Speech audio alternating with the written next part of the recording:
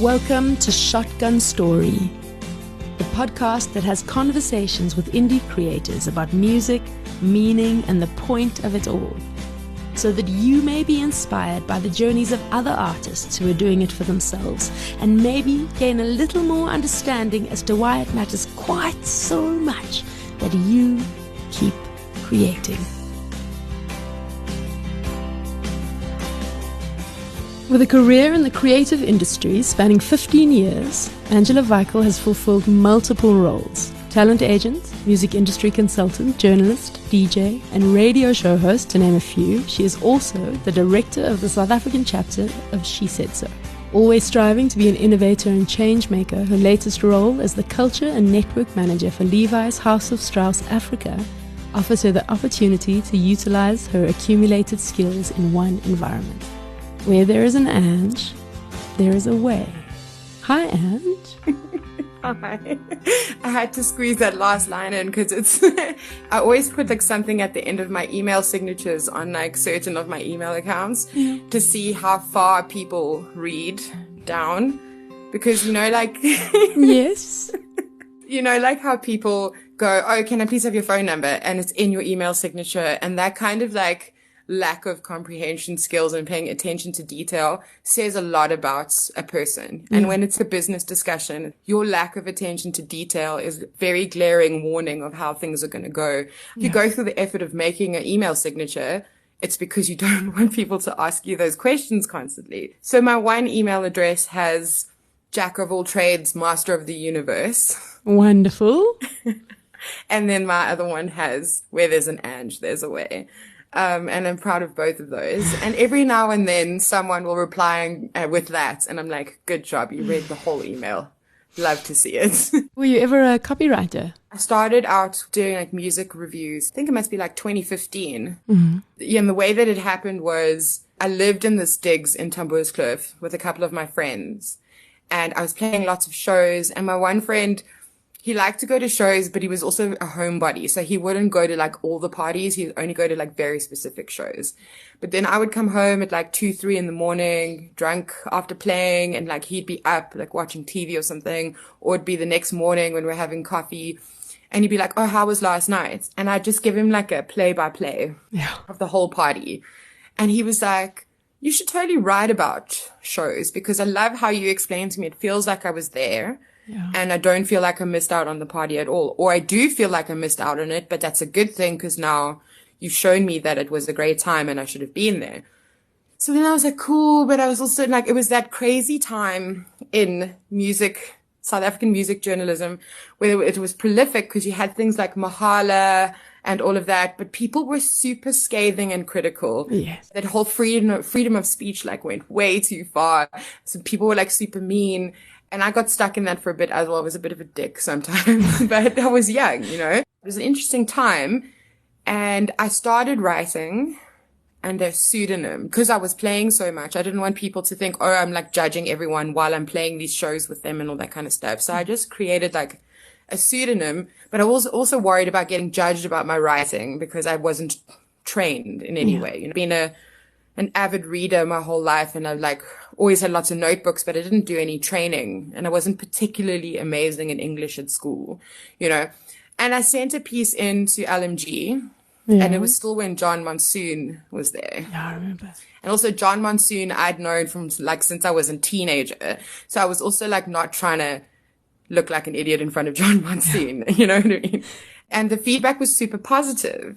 And he was like, do you really want to stay anonymous? Like, honestly, I made like a whole email account for it, everything. Like, no one knew it was me. Yeah.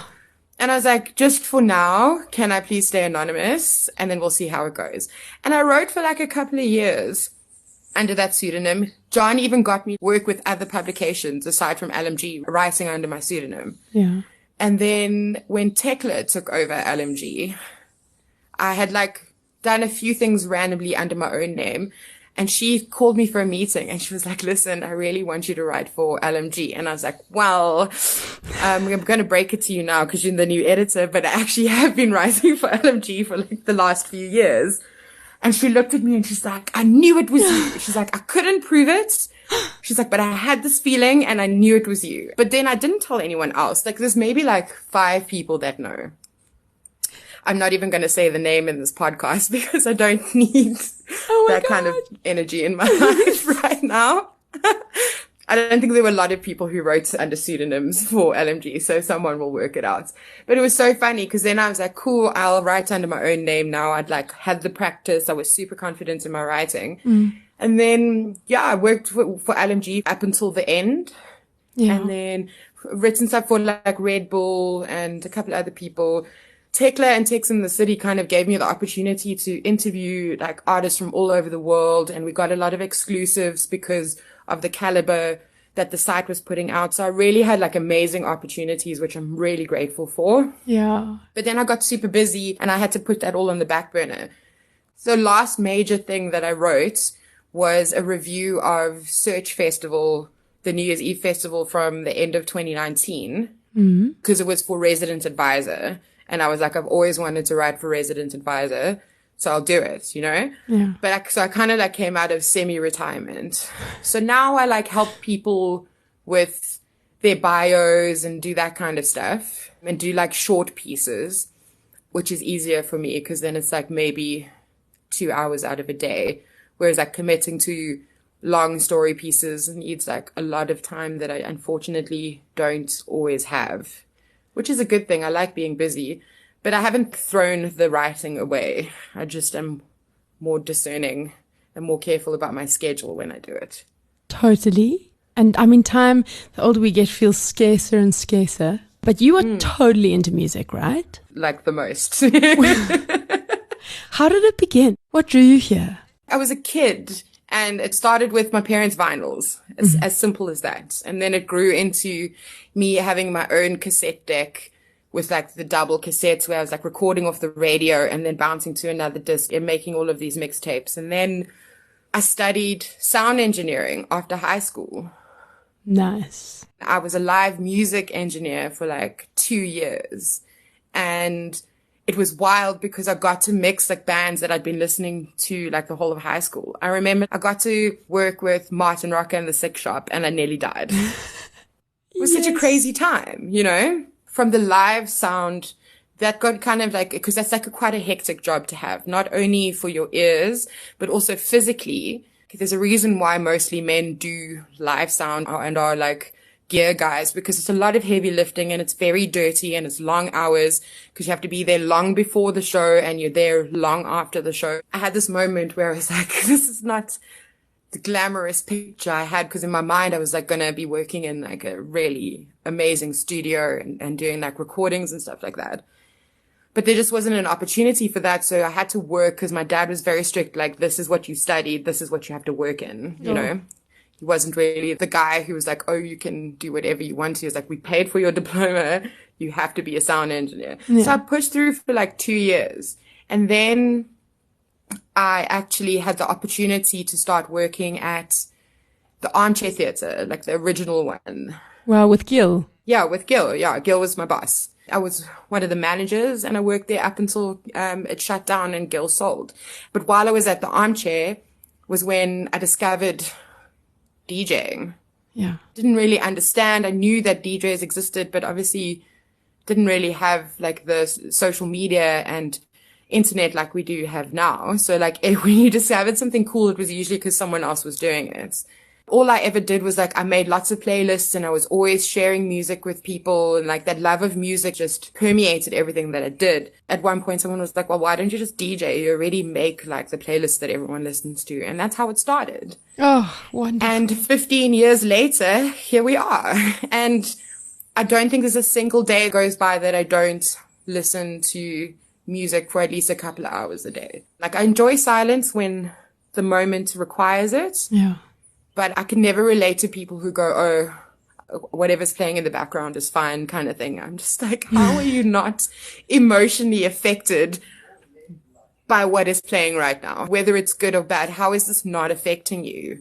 As far back as I can remember, I've had like an emotional reaction to music. Yeah. I want to hear the story behind She Said So. So globally, She Said So is like a community that consists of women and gender minorities from all sectors of the music industry. So like record labels, artist management, booking agencies, technology platforms, creative agencies, like across the board. And there's 18 chapters all around the world, and together they help form Global. And I mean, it's so difficult because obviously the Global chapter is like far ahead, and it's a combination of everyone around the world. There's a lot that you want to achieve as a local chapter, but obviously you need to gear it based on resources and what the region needs. And that's very positive, because what I was able to do with the South African chapter is include the creative industries across the board. Because as you know, the South African music industry is very small. It's in its infancy, but all of the creative practices and disciplines cross paths so often that it doesn't make sense to exclude other people and just make it a music group, when you know that photographers and designers and all this kind of people always are working together on projects. Yeah. You can't be like, oh, it's like, it almost felt like counterintuitive to be like, ooh, you can't be part of this group because you don't make music or play music. And I thought that would be like the wrong footing to get started on. So then I said to them, is this okay if we make it inclusive for everyone? And we were also the first chapter to specify it's women and LGBTQI plus individuals, because it was started as a women-only network, and gender minorities were brought into the mix once the network was established. Yeah. And because of that, we can have broader conversations and include more people. But more importantly, it makes it easier for us to include the other networks and organizations that are also working in South Africa, you know? Yeah. And every time a new one gets introduced, all these tiny underground crews pop up who do their own parties and are looking for support and all that kind of stuff. It's so much easier to include them because we have opened the net so wide from the beginning. Yeah. And it's really fun because I had all these big plans in place, and then COVID hit. I had to like take a step back because there's a lot of things we couldn't achieve, because with the pandemic, funding dries up. You can't ask people to support in any way. I mean, in 2019, we did a fundraising campaign and it was really successful, and we would have repeated it last year, but I was like, I can't do a fundraising campaign when people are trying to put food on their table. It doesn't make any sense. Totally. So we had to put a lot of plans on pause, but we were doing like interactive workshops and panels and all that kind of stuff. And we will get back to that. We try to do as much online as possible, but I think that there's also like an online exhaustion that's happened because everyone moved everything to online. So now it's like you're in a Zoom, then you're in a Teams meeting, then you're in a Discord call, and then you're this and this and this. And it gets very overwhelming, and you don't kind of want to be lost in that and waste your opportunities when there's so much happening. So right now, the network is focused on sharing as many resources that come from Global and from other organizations, and finding grants and sharing job opportunities and kind of connecting people to support each other as much as possible until we're in a position where we can kind of kick things into another gear. So just support each other, you know? Yeah, totally. But the other thing is like everything that you do for the network is completely voluntary. It's amazing when people want to and are able to share their time, but you can't expect anything from people because there is no funding and there isn't that money, and anything that we do make or raise either gets donated or gets used towards another project. So even me, like this falls into like the legacy part of my life where I do this because it's important and I know that it's going to benefit like future generations. I didn't choose to do this because I thought there was going to be a fat check attached to it at any point. Like that's not what the goal is here. It's kind of, how do I invest in people? How do I get other people to invest? And that's quite hard to like put a boundary on that, where people expect a lot of you when you have to do your job, manage your career, and do all of this, and then still invest in things like this, which means so much to you, but there's only so much left in your cup. Yeah. You also have to sometimes step back and be like, can I just have a moment? And that was quite difficult during lockdown, because lockdown was like this whole roller coaster of emotions. And in my mind, I was like, I've got 2 months to like do stuff. But there were days when I was like, this is really difficult because I'm going through like a grieving period of what my life was literally a few weeks ago and how drastically it's changed. It's quite hard to be like positive and upbeat and try to keep everyone else in a good mood when, you know, you're literally thinking about all of that at the same time. So yeah, that's kind of what we do, what we're trying to do, and what we hope to continue doing in the future. You mentioned how you are quite divided at the moment. Let's talk about you for a second. Let's talk about your cup. If you were to look at your career as a timeline, could you give me 3 to 5 highlights that would give context to listeners who aren't familiar with you, your music, or your activism? For sure. So it's so interesting because there's some things that if you're not constantly taking stock of your achievements, and especially when you do a lot of things and it's been quite some time, you forget about amazing moments. So, but I like remembering interesting things. And there's also sometimes when I'm like, wow, I forgot that I did this. So I think the first thing I'm going to say is completely selfish because it's like one of the best moments I've ever had in my entire career. And it happened in 2012 at Opikopi, when I played on the Red Bull stage. It was my first time playing on an electronic stage at any festival in the country. Yeah. And it was like, that was already a big deal for me, you know. Before this, I'd played at Opikopi, but I just played at Top Bar, which is an experience in its own. Yeah. But this was like the first like legit slot.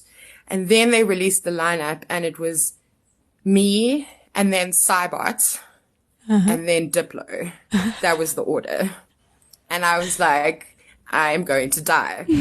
So I got to play like just before Diplo. And I played, and when I started playing, what I didn't know was that they emptied out the whole of backstage because Diplo wanted some prep time. So he wanted only the artists who were going to be playing after him were allowed backstage. Yeah.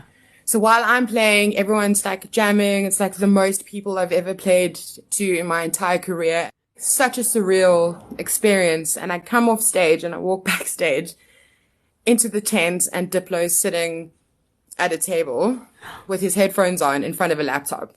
Oh. And my friend Kyle, Das Capital, was sitting on a couch because he was playing after Diplo.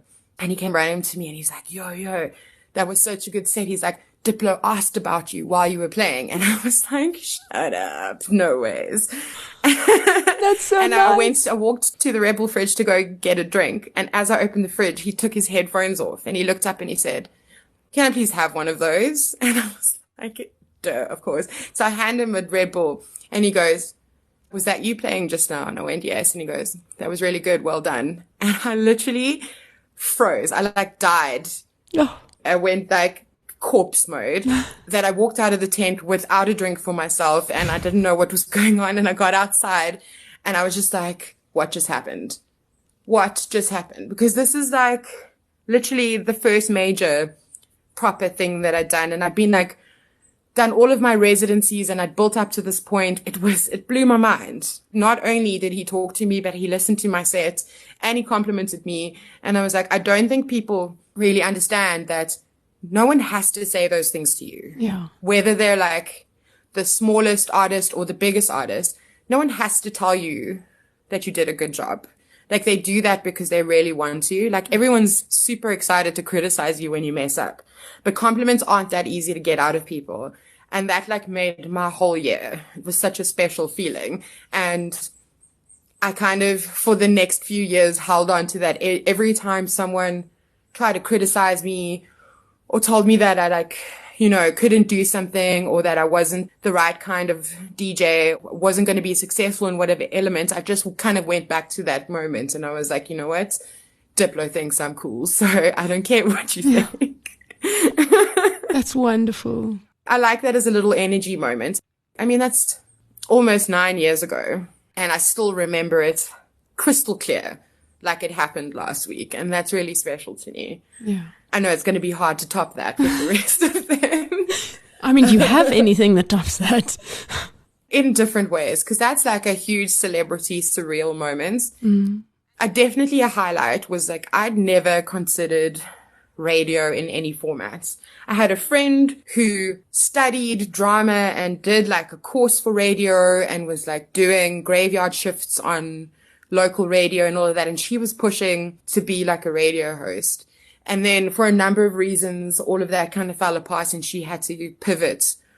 And while this was happening, the Assembly radio station started and they approached me and offered me a show. Yeah. And I was like, I've never even considered doing radio. Like, my friend's the radio person. But I was like, yeah, why not? Let's give it a try. And it was so much fun. And then because of that, again, the same person who introduced me to shesaidso, through shesaidso, someone from Reform Radio in Manchester was looking for a South African DJ to create a South African focused music show for Reform Radio. And so through the shesaidso network, it was referred to me. And I did like a demo show and they ate it up. And I've been doing that monthly since like the end of 2016. And I pre-record it and I send it off and it's 100% South African music every single month. And it gets streamed out of Manchester on Reform Radio. And then last year, I started a show on the other radio out of Cape Town for shesaidso, where we only play women and LGBTQ plus music. And then every second show, we have a guest that we interview that's part of our community. And we talk to them about what they do. So now I have 2 radio shows because of how that started. And that's super exciting for me because I really enjoy being able to share this music with like people who I'll never meet, you know. They'll just hear it. They'll listen to it. They'll go find the artist, hopefully, but I'll never know who these people are. And it's such a stark contrast to playing shows where you see the faces of the people and you see their reactions when you're playing the music. Whereas like radio, just like podcasts and all of that, you know someone's listening, but you never get to see their reaction. You never get to have that experience with them. So you kind of just have to create this magical world where you think that everyone loves what you released and live in that magical bubble and be like, I'm amazing and everyone loves everything that I do, you know? Yeah. So like radio is a super highlight. I mean, your voice is so likable. Your voice makes me want to be your friend. Oh, thanks. Well, I would love to be your friend. I'm so glad about that. I was going to ask you if you'd be my friend afterwards. No, definitely. And now that we know that we're both in Joburg, it's so much easier. Tell me your next highlight. So we thought we couldn't top Diplo, but then 6 years later, in 2018, just before I had started moving to Johannesburg, I'd seen the application process for TEDx Cape Town. Wow.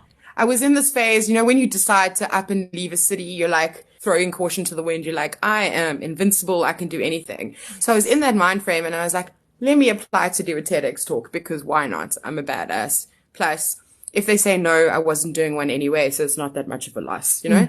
Fill out the form online. Think of a topic off the top of my head. Not thinking that I'm not going to get a copy of this application form and I should maybe try and remember what I wrote. Oh, no. Don't do that. So just like slam a subject in there, do a brief little garble at the bottom, send, that's it, forget about it. Literally a month before I moved to Joburg, finally, I get a confirmation email saying that my topic has been selected for an audition for TEDx Cape Town. Oh my God. And I was like, well, this sucks because I'm moving. But I was like, I'll still do it anyway. So I replied to them and I was like, I'm moving to Johannesburg, but can I still do this? Because like I never in a million years thought I'd be able to do a TED talk of any kind, but I still want this opportunity. And they were like, it's cool, it's fine. There's just like a bunch of workshops that you'll have to attend.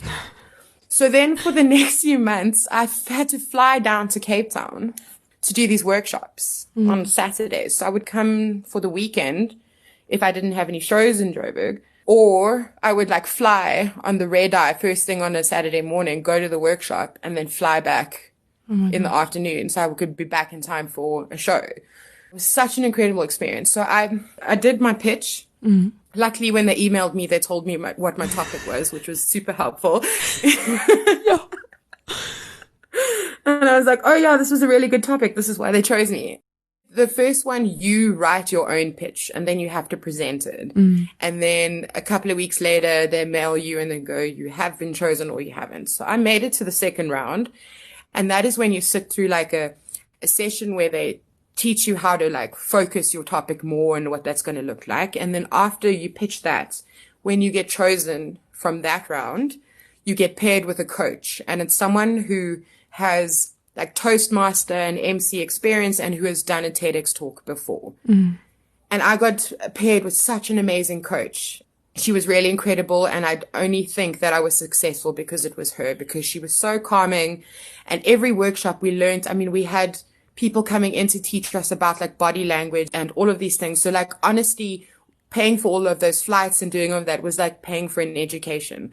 I'm so comfortable like speaking in front of groups of people now, where I've always been good at talking to people. They just change how you approach, not to be too over prepared. So, because when you prepare too much, if you miss something, you can't compensate for that because you've like kind of stuck to a script inside of you. So they teach you how to learn what you want to say, but don't be like married to it. So if you skip a few words, you can just kind of make something up in the theme and move on. And then that's how you get back on track.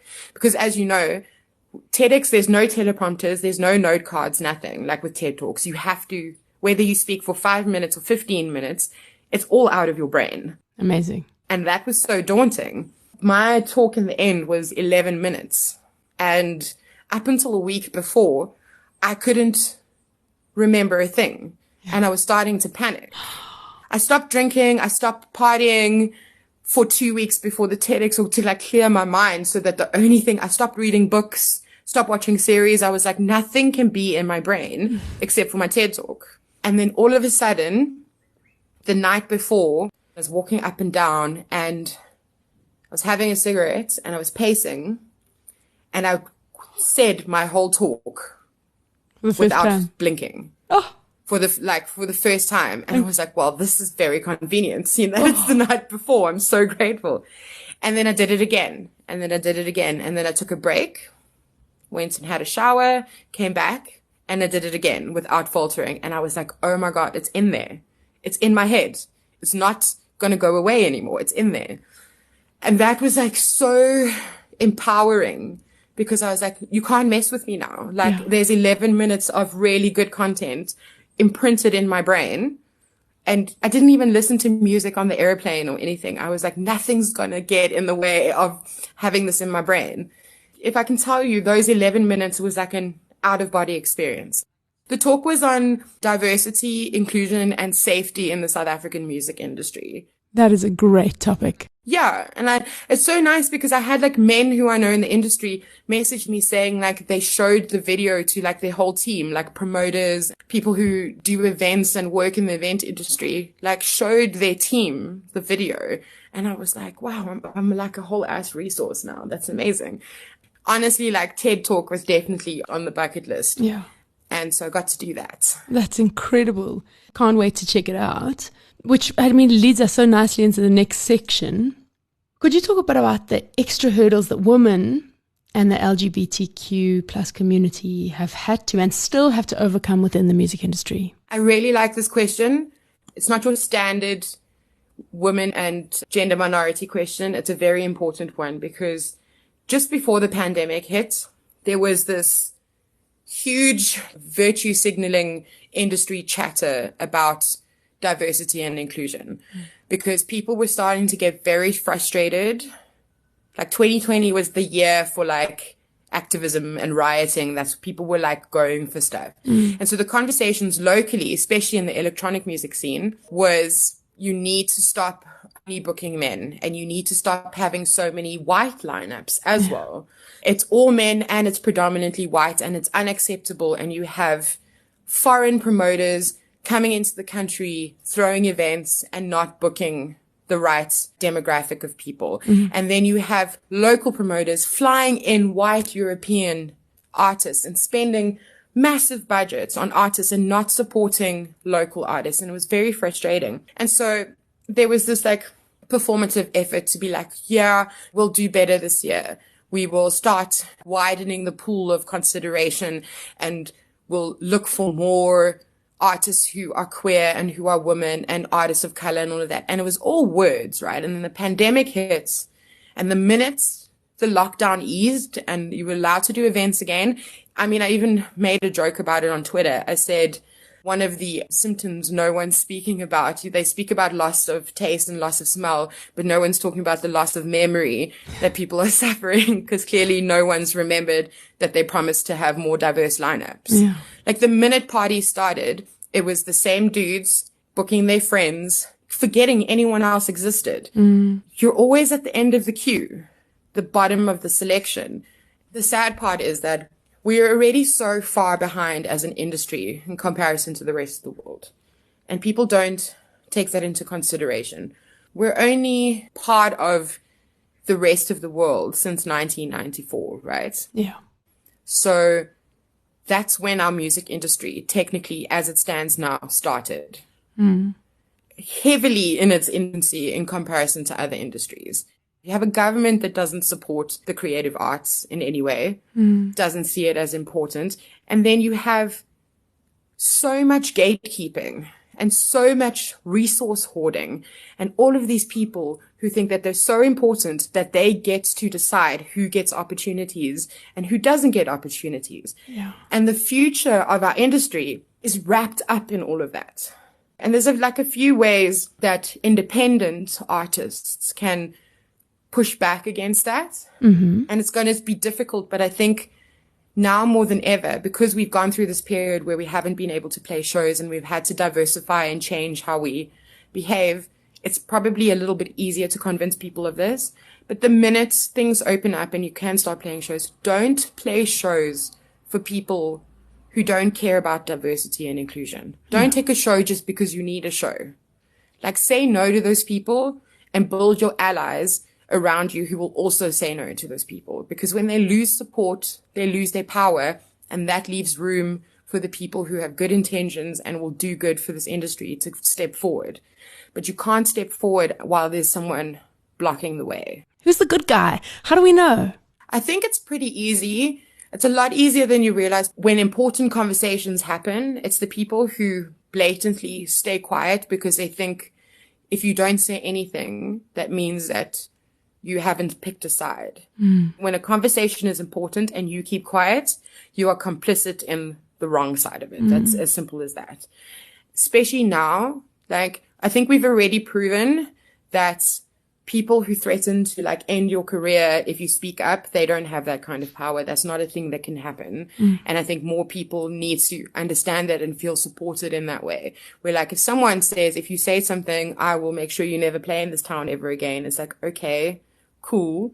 But if I do say something, you will never be able to work in this town again because you are the abuser, you are the gatekeeper, you are the corrupt person who's stealing opportunities. And I said it's difficult. It's so much easier to speak about it than it is to take action. Yeah. But I think because we've been on this break for so long, we can realize that we've had to find other ways to make money. We've had to find other ways to survive. You can't go back into the old habits. You cannot support people who don't back diversity and inclusion. You've got it. All of the men that you know who are in the industry that work around you have to come out as staunch allies of this movement so that they also cut off from all of these people and can use their influence to drive the old ways out, because that's where it really counts, is if you have a unity behind you.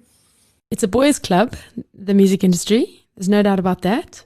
If I look at the local folk festivals I've played, the lineups have been very male-dominated. Is it the same in the DJ community? Yeah, it's very much the same. When I think back, when I started DJing, I only knew one other woman that was a DJ. And she was a legend already because she was part of the African Dope crew, Honeybee. Yeah. Right? And she was so well respected and she'd been doing it for so long. I couldn't find a mentor or someone for years because I wasn't exposed to women in my industry. It's much better now. Yeah. Because the younger generation, they literally love Gen Z so much because one day they decide, I want to learn how to DJ. And then they go to their guy friends who have a controller and they're 2 weeks later, they're playing at their friend's party. I love that. Yeah. And I encourage that so much. But yes, across the board, all industries, you've got, as I say, men who gatekeep, men who make all of the decisions. Because they've always been there. I think the biggest move that we've seen in the music industry towards better representation was when George handed over Rocking the Daisies to Zetu and her team. Yeah. So that 3 women are running the festival. That was huge. And it was huge for many reasons. Not only because those 3 women deserve that position so much and are the ones who are doing the most work every single year anyway. Yeah. But it signals to the rest of the industry that this is not only possible, it's necessary, and nothing's going to fall apart if you give people the opportunity based on their hard work and based on merit. It's pretty simple. The amount of times I've heard across my career, wow, you're really good for like a woman. Oh, yikes. I was actually thinking about it the other day. Things that were intended as a compliment, but years later, when you understand complexities of things much more, you understand that it was not only not a compliment, but it was actually just not acceptable to say something like that. I was playing a show in Cape Town at an event called Cold Turkey, which used to happen once a month on a Sunday. It's like an underground, like UK dubstep party. Like it was packed to the brim all the time. If you got to play that party, you know that like people were paying attention to your career. Yeah. And I got to play a show, and they had this guy from the UK who was the headliner of the show, and I was going to play after him. So he played, and I jumped on, and I played like the first 10 minutes, and he was like so overwhelmed because like it got like a good crowd reaction and did like a rewind on the track, and he jumped on the mic and he was like, oh, make some noise, blah, blah, blah, and like trying to hype me up until he said, I've never seen a woman do this before. So well. I can't believe it. Over the microphone in front of like 500 people. Oh my God. And obviously everyone's like, woo! And I was like, oh my God, you think I'm so good for a girl? I didn't think that, but like that's how you want me to take this compliment. Yeah. And I was thinking about it this weekend. I was like, wow, that's not a thing that you should say to people. Yeah. It's really not okay. And I think that's what it is. It's like, it's such a condescending view on like women being successful in a traditionally male industry. It's like, oh, look, you made it. You made it. You fought off all the demons. You slayed the dragon. You should be proud of yourself. Whereas like all you're doing is highlighting how uneven you made the playing field. I'd literally have to jump over obstacles to prove myself just so that you can still tell me I'm only good enough as the woman version of this. Yeah. I've fought for this, and you still want to specify that I'm the top woman at this, and that you won't actually give me a ranking with my peers who are men. You will never be able to say, actually, you're really the best at this out of everyone. You're like, oh, you're the best woman at this. Just a little fun fact side note. Tell me. Do you know why men's buttons and women's buttons on shirts are on different sides? No. Okay, so back when buttons were first introduced to clothing, it was also the time when women didn't undress themselves because like their clothing was so intricate and hectic. And so the only person who had undressed themselves was men would take their own clothes off. But then if men had to help their wives take their clothes off, the buttons would be in a different direction if they were the same. So they had to do it opposite so the man could still get it in the direction as if he was taking it off of himself. And it stayed like that ever since. So basically our buttons are on the other side because they were designed for someone to take them off of us, usually our husbands. And they were incapable of discerning the opposite side. So they made the world more convenient for a man. And it's never changed. You represent other artists, don't you? Yes. And it's been an interesting experience because obviously different artists behave differently, and I've had to end some relationships because people are lazy and don't do what they need to do and then blame it on me when I'm like, I can't book you shows if you literally don't release any music or don't engage with your audience. No one's going to care about you. How do you expect me to get you like a newspaper article when you're not doing any work, you know? Yeah. So it's been like interesting. I've worked with some amazing artists. My latest roster has been adapted because the minute that lockdown hit and I saw how everything was going, I just said to a couple of them, I was like, now's the time for you to kind of take control of what you're doing, because you won't be able to play shows for a while, but that means you can get like a strong handle on your career and really get in control of what you're doing. And I never want to stand in the way of that. And there's nothing of use that I can do for you while they're on shows. So I don't want you to feel like tied down to me just because I have been working with you. And my position has always been, I like working with like burgeoning artists who just need like a little leg up to learn how to be like a little bit more organized and get people to take them more seriously. So like I'll come on board with you when you need to like up your fees and get people to treat you more professionally and like establish that new reputation. And then if there's someone else that comes along who's able to take you a step higher, go with well wishes. You know what I mean? I'm pro artist. Yes. I don't take like a huge percentage. I only ever take like, in my first year is like I take 10%, and then after that I go up to 5%, and the max I'll do is 20%, but that's usually when I'm like slipping into manager duties and not just agent duties. I mean, it's interesting because it's not a perfect science, you know. It's very difficult to manage a whole bunch of people's lives and manage your own life. But sometimes it's as simple as sending contracts, answering emails, all of that kind of stuff. And then other times it's like, I was working with an artist who some guy from America was trying to work with her on something, and he seemed dodgy. Because of the time difference, he would phone me at like 11 p.m. at night because he was in America and like talk shit to me for like an hour. And I was like, I don't want this for myself. Yes. I don't want to be arguing with some dude from America at 11 p.m. at night about things that are never going to happen. And I was right, because it never panned out into anything. I think that's when my shift started changing in my mind. I was like, you know what? As much as I love working with artists and helping them where I can, I'd rather do it on like a, if you need me, I'm here to help you basis, rather than this is a strict contractual thing, because people also need to learn how to be autonomous. And I think creative people struggle with that. Yes. Because when you're a creator, you're like, free-spirited and like paperwork doesn't matter and like responsibility, meh. You know, like that's kind of how it's glamorized. Yeah. If you look at the most successful creative people in the world, like the super successful people, they know what their teams are doing. And the times when artists don't know what their teams are doing is when their business manager runs off with all of their royalties from the last 10 years. Yeah. And they find out that they actually signed a paper that said it was okay. So I've always had like transparency and education and upliftment with anyone I work with. It all ties together so beautifully, because what you said now about telling your artists that it's the time to get a strong handle on your career, because that's exactly what it feels like. So now, how can people get in touch with you or find out more about what you're up to? Social media links, websites, that kind of thing. Okay, so I'll make it easy. My most active platforms are Instagram and Twitter. Okay.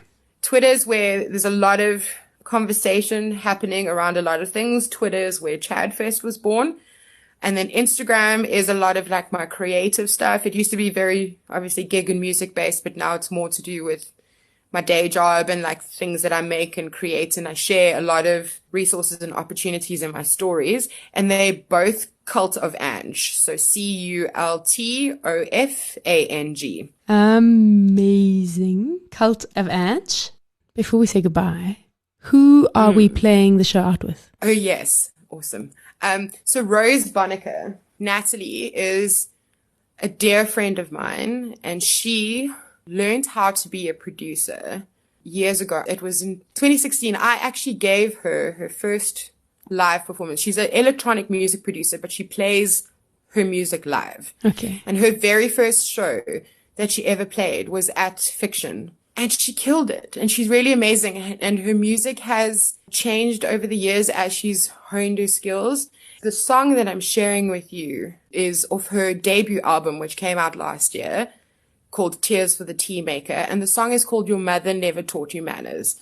I love this because it's got like that very like grungy 90 electronica kind of vibe, you know, like trip hoppy, but a little bit more like edgy. And yeah, it's just super nostalgic for me, but it came out last year and she's incredible. She works super hard. She's gotten a lot of like international play and coverage in the last few months because she's working with an amazing PR agency in Europe, but also her music is outstanding and she's getting all of the right attention.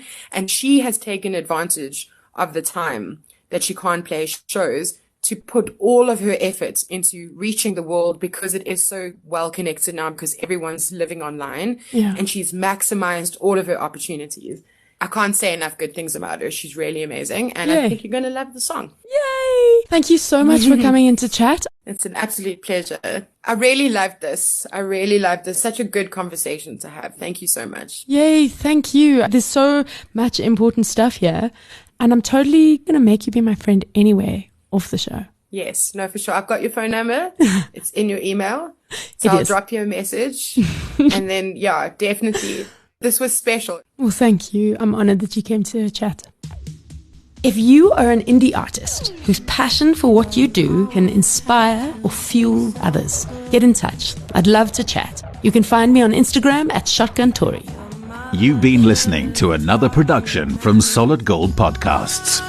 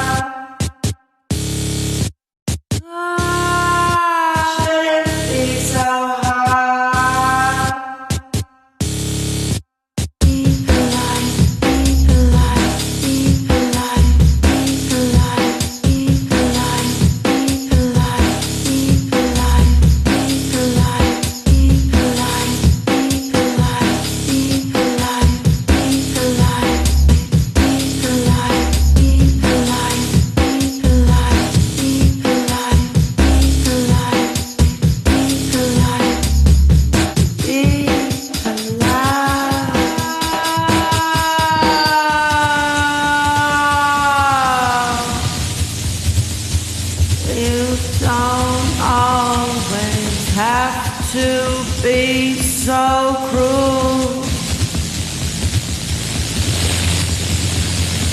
The mother should have taught you